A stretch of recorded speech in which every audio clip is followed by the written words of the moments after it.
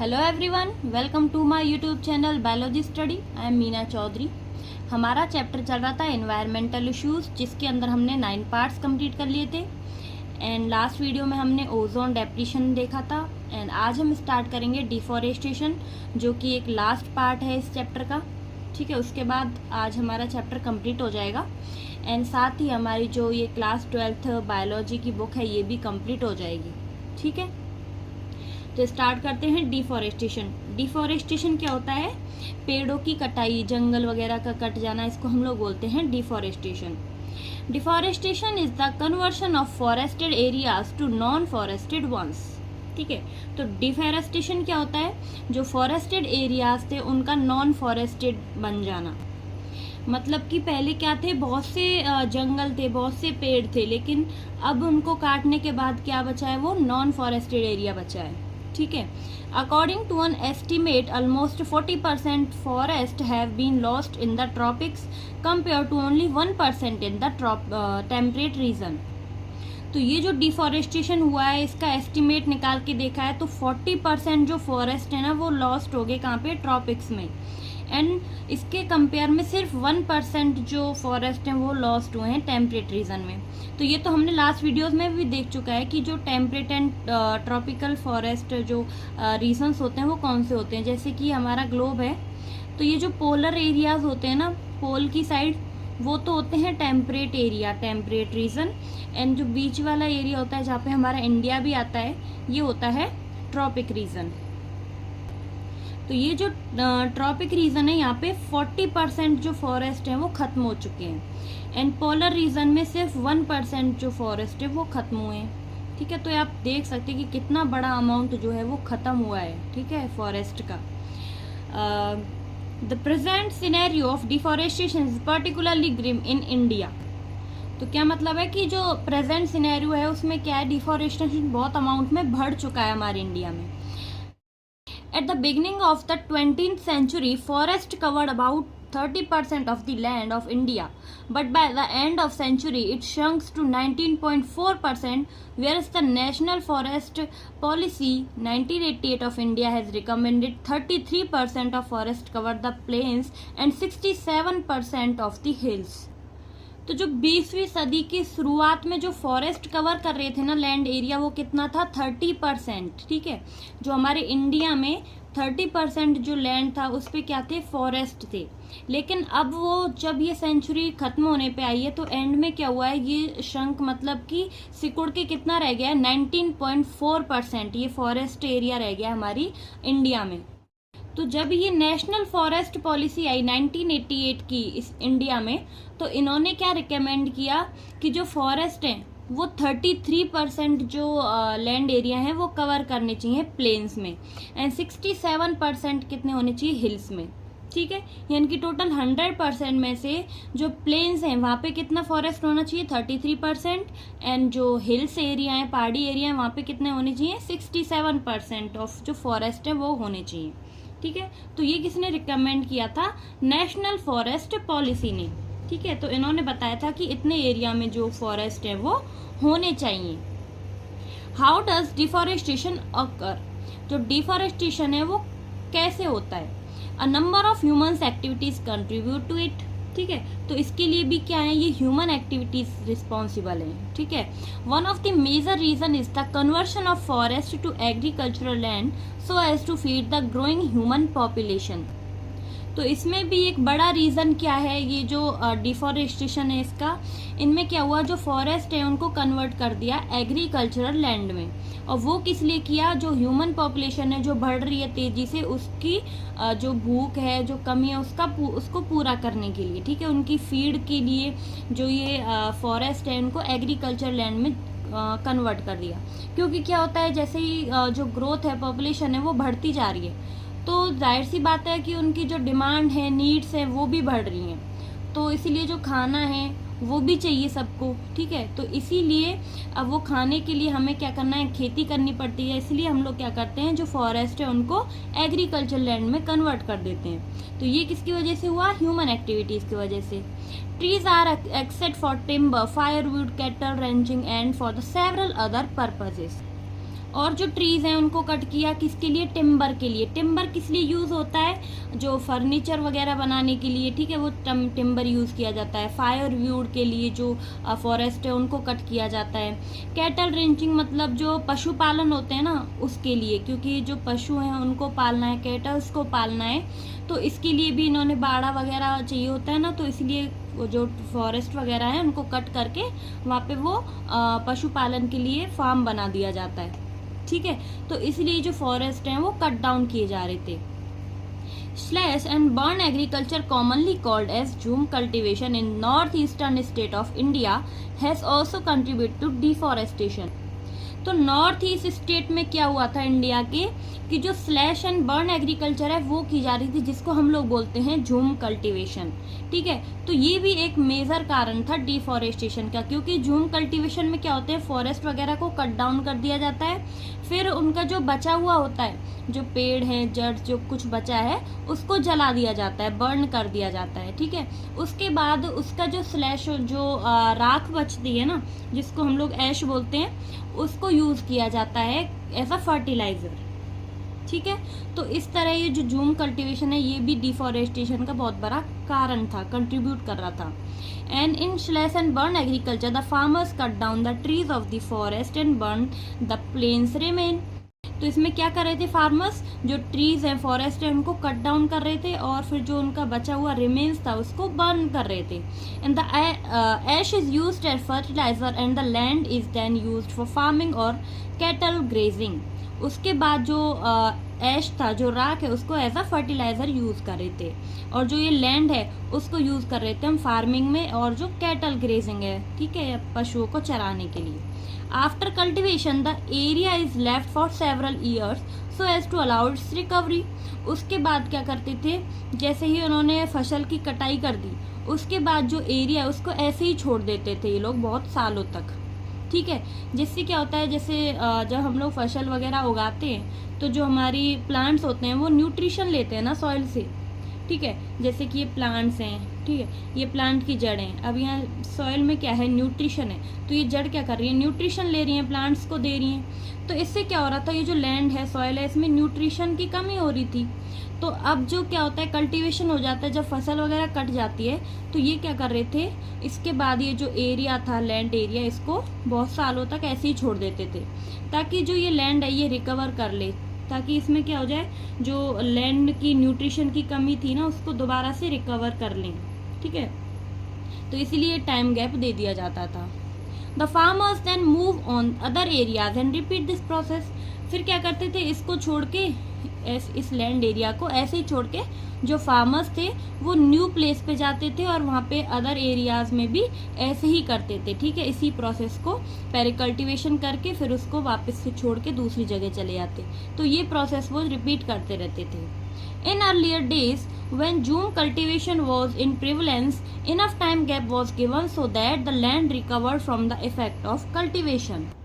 तो पहले क्या करते थे, जब ये झूम कल्टीवेशन किया जाता था तो जो टाइम गैप है वो दे दिया जाता था। टाइम गैप मतलब कि जो लैंड है उसको काफ़ी सालों तक ऐसे ही छोड़ दिया जाता था ताकि वो अपने न्यूट्रिशंस वगैरह को दोबारा रिकवर कर सके लैंड में। With increasingly population and repeated cultivation, this recovery phase is done away with the resulting in deforestation.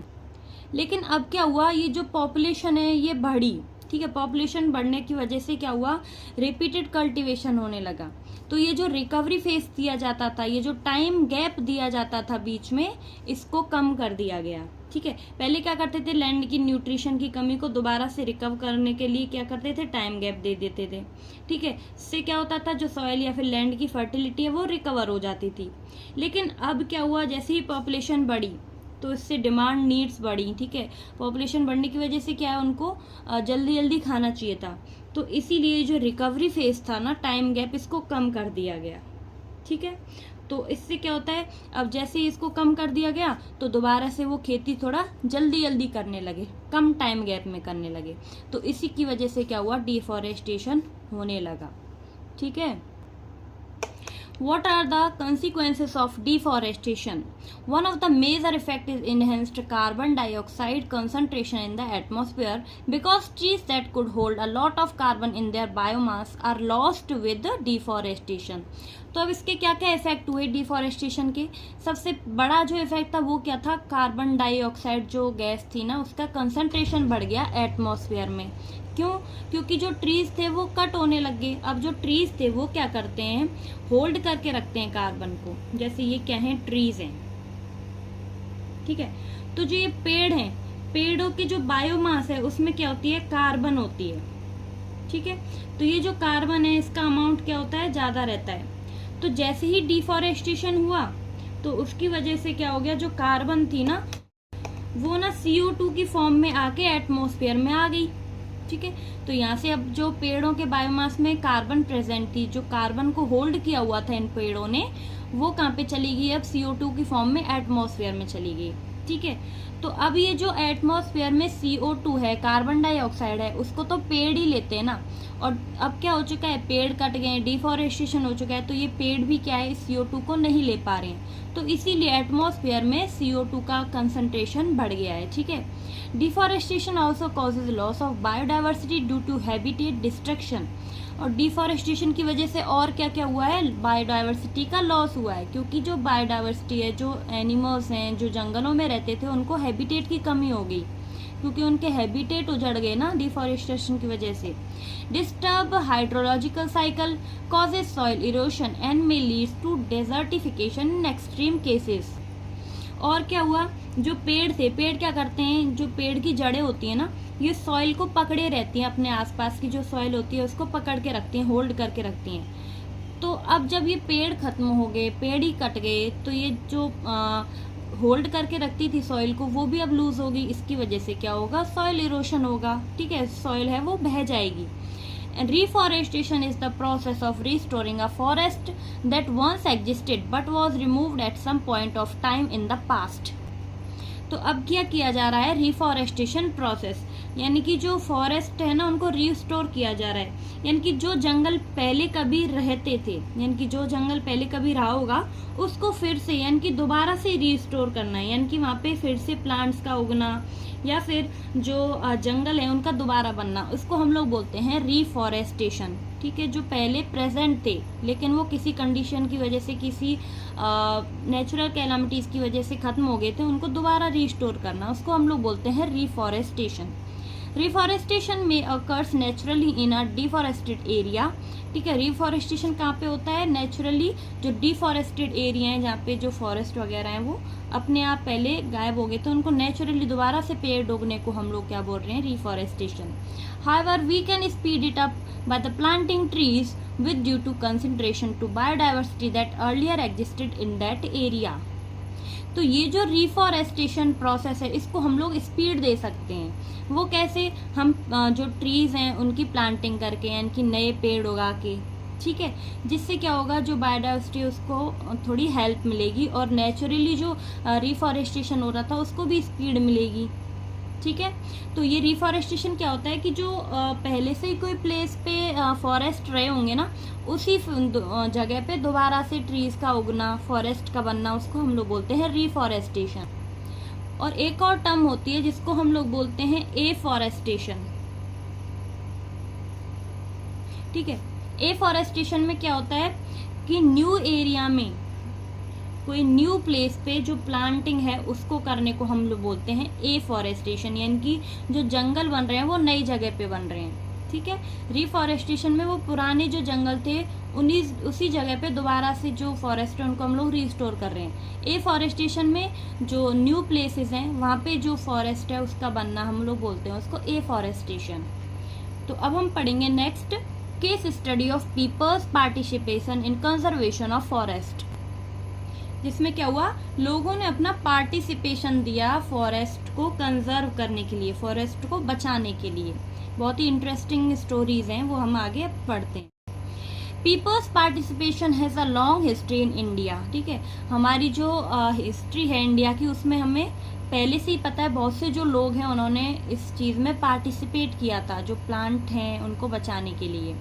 In 1731, the king of Jodhpur in Rajasthan asked one of his ministers to arrange wood for constructing a new palace.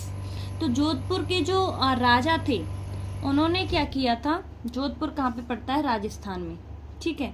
तो जो राजस्थान में जोधपुर के राजा थे उन्होंने क्या किया, अपने जो मिनिस्टर्स थे, मंत्री वगैरह थे, उनको बोला जो लकड़ी है वो अरेंज करने के लिए, उनका जो न्यू पैलेस है, जो नया महल है वो बनाने के लिए। तो फिर क्या हुआ, जो मिनिस्टर्स थे and workers went to a forest near a village, वो पास के जंगल में गए जो कि गांव के पास था। इनहेबिटेड बाय विश्नोई, वहाँ पे कौन रहते थे, विश्नोईज रहते थे, ठीक है। ये विश्नोई क्या एक जाति है जो कि पेड़ों से ना बहुत प्यार करती है, बहुत लगाव होता है इनको नेचर से। To cut down trees, the Bishnoi community is known for its peaceful coexistent with nature. तो ये जो बिश्नोई जाति है ना, इसको जाना जाता था कैसे कि ये क्या करती है, ये जो कम्युनिटी है तो पीसफुल कोएग्जिस्टेंट रखती है नेचर के साथ, ठीक है, बहुत ही प्यार से रहती है। The efforts to cut down trees by the kings was thwarted by the Bisnois. तो ये जो बिश्नोईज थे इन्होंने क्या किया, एफर्ट किया, जो ट्रीज कट डाउन के लिए भेजा था किंग ने मिनिस्टर्स को, उनको रोकने के लिए। The Bishnoi womens Amrita Devi showed exemplary courage by hugging a tree and daring kings man to cut her first before cutting the trees. तो एक लेडी है, वुमेन है, कौन, अमृता देवी, ठीक है, जो कि बहुत हिस्ट्री में इनका नाम है किसके लिए, पेड़ों को बचाने के लिए। तो ये जो अमृता देवी थी ना, इन्होंने एक एग्जाम्पल सेट किया, इन्होंने साहस दिखाया और जो ट्रीज थे उनको हक कर लिया। और जो ये मिनिस्टर्स थे उनको बोला कि पहले अगर जो पेड़ काटने वो तभी काटो, पहले मुझे काटो, ठीक है। यानी कि इन्होंने क्या कर लिया, पेड़ को हक करके बोला पहले मुझे काटो उसके बाद पेड़ काटना। तो ये क्या है, इन्होंने बहुत साहस दिखाया, बहुत जो ग्रेट काम किया है इन्होंने कि अपनी लाइफ को इतनी इंपॉर्टेंस नहीं दी इन्होंने जितनी कि ट्रीज को दी। And the trees mattered much more to her than her own life, ठीक है। तो ये जो ट्रीज थे ये इनके लिए बहुत मैटर करते हैं, अपनी लाइफ से भी ज़्यादा। And sadly the king's man did not heed her pleas and cut down the trees along with Amrita देवी।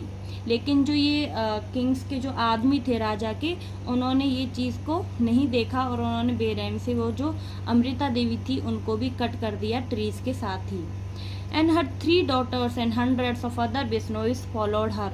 उसके बाद इनकी जो 3 बेटी थी उन्होंने भी अपने आप को ऐसे ही सेक्रीफाइस कर दिया पेड़ों के लिए, और भी जो 100 बिश्नोईज थे उन्होंने भी यही किया, ठीक है। एंड दस lost their life saving trees, उन्होंने अपनी जो लाइफ थी उसको गवा दिया ये ट्रीज को सेव करने के लिए, ठीक है, ट्रीज को बचाने के लिए। Now ever in history to be find a commitment of the magnitude when human being sacrificed their life for the cause of the environment. तो ऐसे इन्होंने क्या किया, एक ऐसी कम्युनिटी थी ये बिश्नोई कम्युनिटी जिसने कि पेड़ों को बचाने के लिए अपनी लाइफ को सेक्रीफाइस कर दिया अपने एनवायरनमेंट के लिए। And the government of India has recently instituted the Amrita Devi Bishnoi wild life protection award for individuals और communities from rural areas that have showed extraordinary courage and dedication in the protecting wild life. तो recently जो government of India है उसने क्या किया है, एक Amrita Devi Bishnoi wild life protection award देना शुरू किया है उनके लिए, उन कम्युनिटीज़ के लिए, उन इंडिविजुअल्स के लिए जो कि रूरल एरिया से बिलोंग करते हैं और जिनके अंदर क्या है, एक्स्ट्रा ऑर्डिनरी करेज है, साहस है, जो वाइल्ड लाइफ है, ट्रीज़ हैं, उनको बचाने के लिए, प्रोटेक्ट करने के लिए, ठीक है। You may have heard of the Chipko movement of Garhwal Himalayas. तो आपने सुना होगा चिपकू मूवमेंट के बारे में भी, ये भी क्या है, पेड़ों को बचाने के लिए मूवमेंट किया गया था 1974 में। Local women showed enormous bravery in protecting trees from the acts of contractors by hugging them. तो एक वहाँ की जो लोकल वुमेन्स थी गढ़वाल हिमालयाज पे, जो लोकल वुमेन्स थी उन्होंने क्या किया, बहुत साहस दिखाया और जो ट्रीज थे उनको प्रोटेक्ट करने के लिए उनको हक कर लिया, ठीक है, जो कॉन्ट्रैक्टर उनको कट डाउन करने के लिए आए थे उनसे। And people all over the world have acclaimed the Chipko movement. तो जो पीपल्स हैं जो पूरे वर्ल्ड में, उन सबको जो चिपकू मूवमेंट है उसका फॉलो करते थे, बताया उन्होंने। Realizing the significance of participation by local communities, the Government of India in 1980s has introduced the concept of Joint Forest Management (JFM) so as to work closely with the local communities for protecting and managing forest. तो जो government of India है 1980s में इन्होंने क्या किया है, एक concept launch किया, किसका, JFM यानी कि जॉइंट फॉरेस्ट मैनेजमेंट। उसमें क्या किया इन्होंने, जिसके थ्रू ये क्या कर रहे थे, गवर्नमेंट जो है वो लोकल कम्युनिटीज़ के साथ मिलके जो फॉरेस्ट है, पेड़ हैं, उनकी देखभाल कर रही है, ठीक है। In returns for their services to the forest the communities get benefit of various forest products. उसके बाद जैसे इसके बदले में क्या हो रहा है, जो कम्युनिटीज़ इनकी देखभाल कर रही हैं फॉरेस्ट वगैरह की, उनको क्या कर रहे हैं, वो जो फॉरेस्ट से सर्विसेज है ना वो मिल रही है, उनको कुछ बेनिफिट्स भी मिल रहे हैं, जैसे कि इनको क्या क्या प्रोडक्ट्स मिल रहे हैं, फ्रूट्स मिल रहे हैं, गम्स मिल रही है, रबर हैं, मेडिसन्स हैं, ठीक है, ये इनको मिल रहे हैं फॉरेस्ट से। एंड दस the forest can be conserved in a sustainable manner, and इस तरह जो फॉरेस्ट है उनको कंजर्व किया जा रहा था सस्टेनेबल मैनर में। तो आई होप कि आपको वीडियो अच्छी लगी होगी, समझ आई होगी। यहाँ पे आज हमारा चैप्टर कंप्लीट होता है एनवायरमेंटल इश्यूज। इसके साथ साथ ही हमने आज पूरी हमारी एनसीईआरटी की बुक ही कंप्लीट कर दी है 12th क्लास की, ठीक है। तो हमारे 16 चैप्टर कंप्लीट हो चुके हैं। अब हम स्टार्ट करेंगे हमारी 11th क्लास की बायोलॉजी के जो चैप्टर्स हैं उनकी, ठीक है, उनको हम स्टार्ट करेंगे अगले वीडियोस में। तो अगर आपको मेरी वीडियो अच्छी लगती है तो प्लीज़ चैनल को लाइक, शेयर एंड सब्सक्राइब करें, एंड कोई भी डाउट हो तो मुझे कमेंट बॉक्स में ज़रूर बताएं। मिलते हैं किसी नेक्स्ट वीडियो में कोई न्यू चैप्टर के साथ, तब तक के लिए bye bye, take care, thank you.